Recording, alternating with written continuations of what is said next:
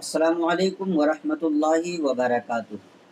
एक साहब का सवाल ये है कि पेशाब का कतरा अगर निकल जाए तो क्या ऐसी सूरत में हम नापाक हो जाएंगे, गुस्ल करना पड़ेगा या इसका क्या हल है, इस बारे में रहनुमाई की जाए।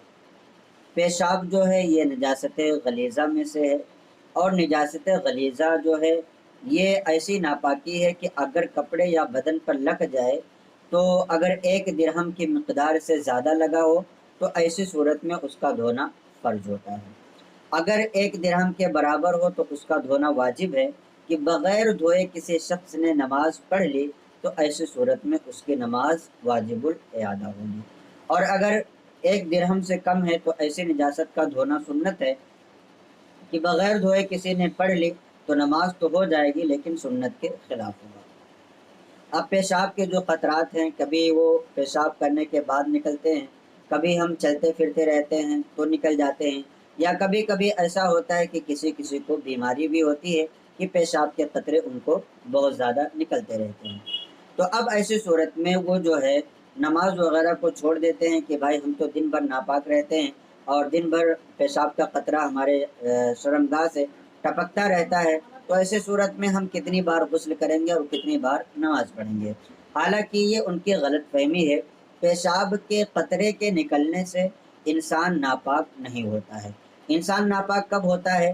5 चीज़ों से इंसान नापाक होता है: मनी का शहवत के साथ निकलना, सोते में एहतलाम हो जाना, मियाँ बीवी का हमबिस्तर होना, इसी तरीके से औरत का हैज़ से फारिग होना, निफास से पाक होना। ये 5 चीज़ें हैं कि जिनके पाए जाने से इंसान नापाक हो जाता है। अब बग़ैर गुस्ल किए वो नमाज वग़ैरह नहीं अदा कर सकता। इसके अलावा जो चीज़ें हैं जैसे पेशाब का निकलना, किसी नापाक चीज़ का आपके कपड़े या बदन पर लग जाना, तो उससे जो है आपको गुस्ल नहीं करना पड़ेगा। जैसे कोई निजासत थी, मान लीजिए कि टॉयलेट है, आपके कपड़े पर या आपके बदन पर लग गई, तो अब आपको गुस्ल नहीं करना पड़ेगा, बल्कि जितने हिस्से पर वो निजासत लगी है आपको उतने हिस्से को धो लेना है, उतने हिस्से को पाक कर लेना है। अब आप नमाज भी पढ़ सकते हैं, कुरान की तिलावत भी कर सकते हैं, इसके अलावा जो भी चाहें आप इबादत कर सकते हैं। तो इसी तरीके से इस्तिंजा भी है।